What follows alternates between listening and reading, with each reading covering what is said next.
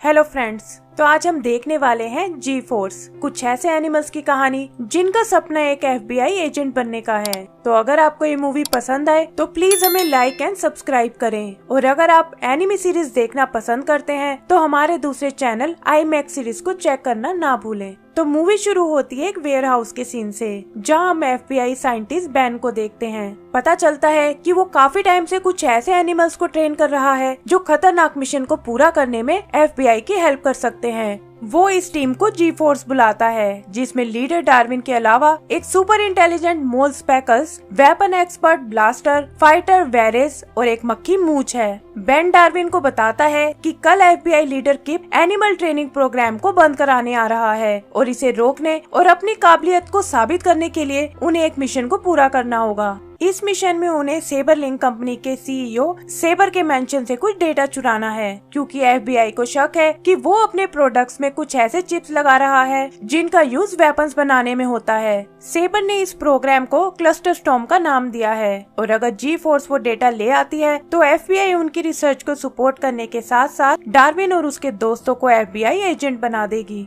Darwin भी उसकी बात समझ जाता है और अपनी टीम के साथ सेबर मेंशन में पहुंच जाता है। वो सब अपना अपना काम बांट लेते हैं, जहां मूंछ पर लगे कैमरास की मदद से स्पेकल्स अंडरग्राउंड बिल से उन्हें गाइड करता है। डार्विन का काम अंदर जाके डेटा को डाउनलोड करने का है, और ब्लास्टर और वेरेस की जिम्मेदारी उसे सेफली बाहर निकालने की है। इधर सेबर सबको बताता है कि कैसे उनके प्रोडक्ट्स में लगाए गए ये चिप दुनिया में एक नया रेवोल्यूशन लाने वाले हैं, और इससे लोगों की लाइफ और बेहतर हो जाएगी। वो बताता है कि अगले 48 घंटों में वो एक क्लस्टर स्टॉर्म प्रोग्राम को एक्टिवेट करने वाला है, जिससे घरों में यूज होने वाले सेबर लिंक प्रोडक्ट्स एक दूसरे से कनेक्ट हो जाएंगे और लोगों के सारे काम अपने आप होने लगेंगे। इधर डार्विन भी किसी तरह छुपता हुआ सेबर के बेडरूम तक आ जाता है और उसके कंप्यूटर से वो डेटा कॉपी करने लगता है। तभी सेबर वहां आ जाता है और उस फायरप्लेस को एक्टिवेट कर देता है जहां डार्विन छुपा हुआ था। ब्लास्टर और वेरेस किसी तरह उसे बचाकर वहां से निकाल लेते हैं, और बेन एक पेस्ट कंट्रोलर बनकर उन्हें अपने साथ ले जाता है। वो जी फोर्स के काम से बहुत खुश होता है और अपनी असिस्टेंट मार्सी के साथ मिलकर किप के आने की तैयारी करता है। जल्दी ही किप अपने लोगों के साथ वहां पहुंच जाता है और बेन से उसकी रिसर्च के बारे में पूछता है। बेन उसे दिखाता है कि कैसे यहाँ वो एनिमल्स और इंसेक्ट्स को उन कामों के लिए ट्रेन करता है जिसे नॉर्मल एजेंट करने की सोच भी नहीं सकता, लेकिन किप इससे ज्यादा इम्प्रेस नहीं होता। तब बेन उसे अपनी बनाई एक डिवाइस दिखाता है जिससे वो इन एनिमल से बात कर सकता है। किप को ये देखकर बहुत हैरानी होती है, और तब बेन स्पेकल्स को सेबर का डेटा दिखाने को कहता है। स्पेकल्स प्रेजेंटेशन शुरू करता है, लेकिन वो देखते हैं कि ये तो बस एक नॉर्मल वीडियो है। डार्विन उन्हें यकीन दिलाता है कि वो फाइल्स इसी ड्राइव में थी, लेकिन किप गुस्से में आकर उनकी रिसर्च को बंद कर देता है। अंदर जी फोर्स टीम देखती है कि किप के लोग उन्हें पकड़ने आ रहे हैं, और मार्सी उन सब की वहाँ से निकलने में मदद करती है। जाने से पहले डार्विन उसे बताता है कि बेन को एक बार फिर से ड्राइव को चेक करना होगा, क्योंकि उसने खुद वो डेटा उसमें डाउनलोड किया था। बाहर FBI के लोगों से बचने के लिए वो एक पिंजरे में घुस जाते हैं, जिसे एक पेट शॉप का ट्रक अपने साथ ले जाता है। किप को भी उनके भागने की खबर मिलती है, और वो अपने आदमियों से किसी भी तरह उन्हें वापस लाने को कहता है। पेट शॉप का ओनर उन्हें एक दूसरे पिंजरे में डाल देता है, जहां उनकी मुलाकात दो और एनिमल से होती है।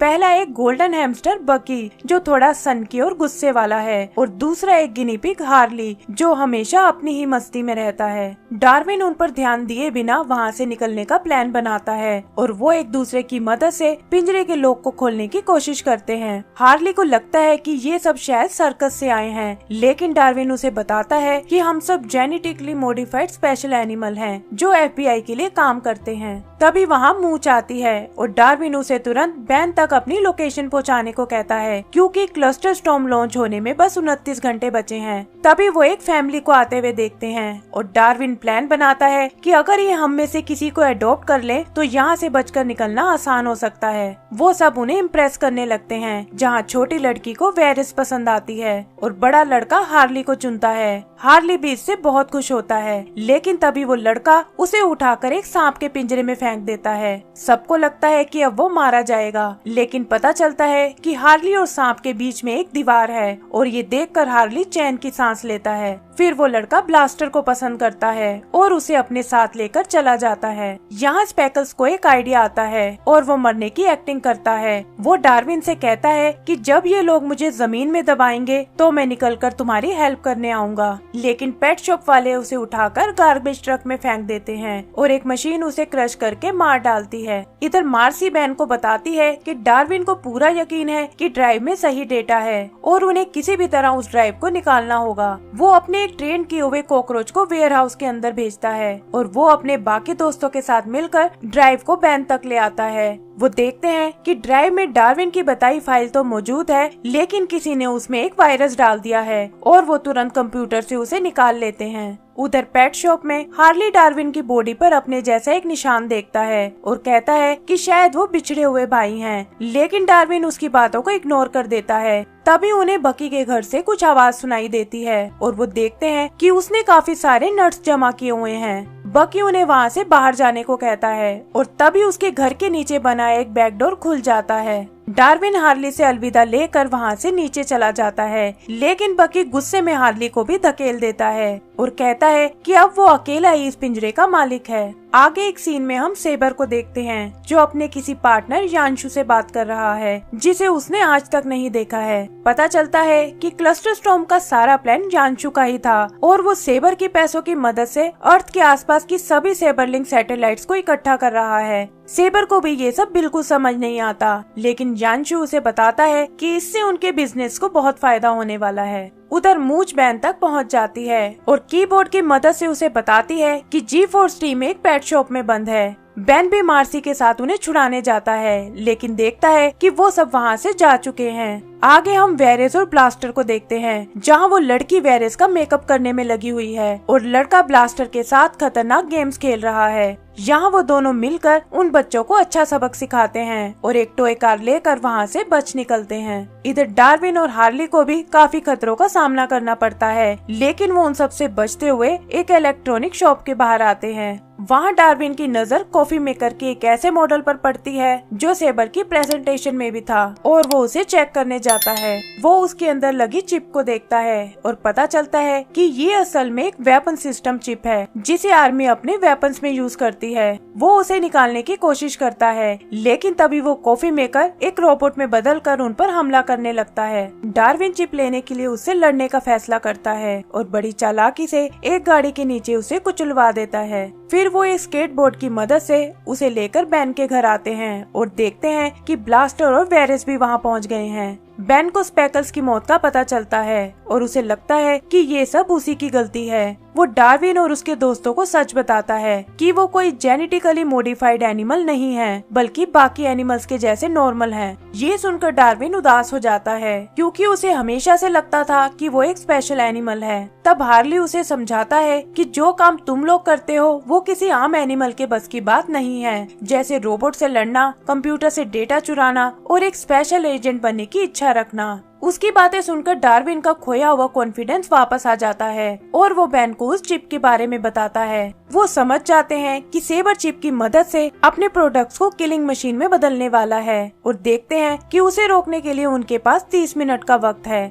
बैन उसे ड्राइव के अंदर लगे हुए वायरस के बारे में बताता है और ये सुनकर हार्ली आइडिया देता है कि क्यों ना इसी वायरस को सेबर के मेन कंप्यूटर में लगा दिया जाए। बैन उन्हें अपनी बनाई एक मशीन दिखाता है जिसके थ्रू वो सेबर मैंशन तक पहुंच सकते हैं और डार्विन अपनी टीम को मिशन के लिए तैयार करता है। तभी FBI के कुछ लोग बैन के घर आते हैं और जी फोर्स अपनी नई गाड़ी लेकर वहां से भाग निकलती है। वो चारों उनसे बचते हुए आगे बढ़ने लगते हैं, लेकिन देखते हैं कि FBI उन्हें कुचलने की कोशिश कर रही है। ये देखकर वो सब एक दूसरे से अलग हो जाते हैं, जहां डार्विन गाड़ी में लगे कुछ टूल्स की मदद से FBI के एक गाड़ी को क्रैश करा देता है। बाकी एजेंट से पीछा छुड़ाने के लिए वो एक ऐसे ग्राउंड में आते हैं जहां फायरवर्क स्टार्ट होने वाला है और अपनी स्किल और फायरवर्क की मदद से उनसे पीछा छुड़ा लेते हैं। पब्लिक ये देखकर बहुत खुश होती है और FBI एजेंट्स को यकीन नहीं होता कि छोटे से एनिमल्स उन्हें बेवकूफ बना गए हैं। जल्दी ही वो सेबर मैंशन में पहुंच जाते हैं और हार्ली को बाहर नजर रखने को कहकर वायरस को अपलोड करने जाते हैं।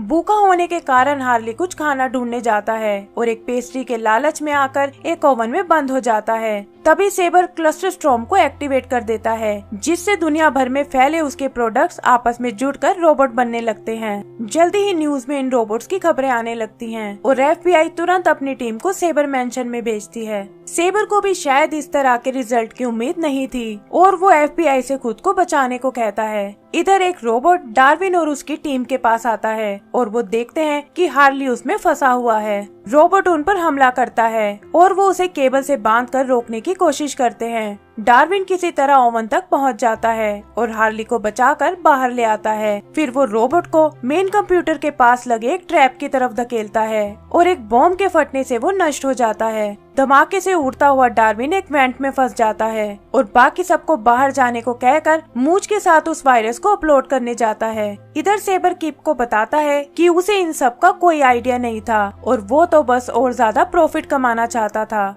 तभी मार्सी के साथ बैन भी वहाँ आता है और उन्हें बताता है कि G-फोर्स इस वक्त इस तबाही को रोकने में लगी हुई है। फिर वो डार्विन को स्क्रीन पर देखते हैं, जो किसी तरह कंप्यूटर के कोर तक पहुंच जाता है। वहाँ उसका सामना स्पेकल से होता है और पता चलता है कि वो ही असल में यानशु है, जिसने सेबर को बेवकूफ बनाकर ये सारा प्लान बनाया था। सब लोग उसे जिंदा देखकर बहुत हैरान होते हैं और सेबर को भी शौक लगता है कि उसका बिजनेस पार्टनर एक मोल था। स्पेकल्स उन्हें बताता है कि वो रोबोट्स की आर्मी से एक ऐसी इलेक्ट्रोमैग्नेटिक वेव बनाएगा जिससे अर्थ के ऊपर मंडराती सैटेलाइट्स नीचे गिरने लगेंगी और दुनिया का अंत हो जाएगा। डार्विन उससे इसका कारण पूछता है और तब स्पेकल्स बताता है कि कैसे इंसान बाकी एनिमल्स को तो प्यार करते हैं लेकिन मोल्स को कोई पसंद नहीं करता। उसकी फैमिली को मारने वाले भी कुछ इंसान ही थे और मरते हुए उसके डैड ने उसे इस सब का बदला लेने को कहा था। ये कहकर वो एक बटन दबाता है और सेबर मैंशन के बेसमेंट से एक बहुत बड़ा रोबोट बाहर निकलता है। फिर वो अपनी पावर से सैटेलाइट के टुकड़ों को खींचना शुरू करता है, जिससे वहाँ तबाही मचने लगती है। डार्विन उसे रोकने आगे बढ़ता है लेकिन एक रोबोट के हमले से वो नीचे गिर जाता है और वायरस वाली ड्राइव उसके हाथ से छूट जाती है। हार्ली किसी तरह उसे पकड़ लेता है और उसे वापस ऊपर भेजने के लिए रस्सी को बांधकर नीचे कूद जाता है। ब्लास्टर हार्ली को बचाने उसके पीछे जाता है और उधर स्पेकल्स एजेंट से भरी हुई उस वैन को उठा लेता है जिसमें बैन भी है। डार्विन उसे समझाता है कि वो सब भी उसकी एक फैमिली है और उसे इंसानों जैसी गलती नहीं करनी चाहिए। फिर वो उसे बैन के बारे में बताता है जिसने उनका हमेशा साथ दिया है और ये देखकर स्पेकल्स को अपनी गलती का एहसास हो जाता है। वो तुरंत रोबोट को रोकने की कोशिश करता है लेकिन पता चलता है कि अब बहुत देर हो चुकी है और कंप्यूटर खुद को लॉक कर लेता है। तभी मूंछ वो वायरस ड्राइव लेकर आती है और डार्विन छोटे रोबोट से बचता हुआ उसे मेन कोर में अटैच कर देता है। वायरस के ट्रांसफर होते ही रोबोट टूटने लगता है और वायरस उन दोनों को बचाकर नीचे ले आती है। जल्दी ही रोबोट टूटकर नष्ट हो जाता है और बैन और बाकी एजेंट सेफली बाहर आ जाते हैं। किप सेबर को अरेस्ट करने को कहता है और डार्विन देखता है कि हार्ली में कोई मूवमेंट नहीं है। स्पेकल सबसे माफी मांगता है और डार्विन कहता है कि वो हार्ली को सच में अपना भाई मानने लगा था। तभी हार्ली की आंख खुल जाती है और डार्विन की बात सुनकर वो उसे गले लगा लेता है। आगे हम देखते हैं कि FBI डायरेक्टर ने सेबर से सभी प्रोडक्ट्स को वापस लेने को बोला है, जहां स्पेकल्स चिप को निकालने में उनकी मदद करेगा। किप को भी साउथ पोल में ट्रांसफर कर दिया गया है और उन सभी को FBI में एजेंट बना दिया गया है। एंड सीन में बैन उन सबको FBI बैजेस देता है और इसी के साथ हमारी मूवी खत्म हो जाती है। तो दोस्तों, अगर आपको ये मूवी पसंद आई हो तो प्लीज हमें लाइक एंड सब्सक्राइब करना ना भूलें। Thank you.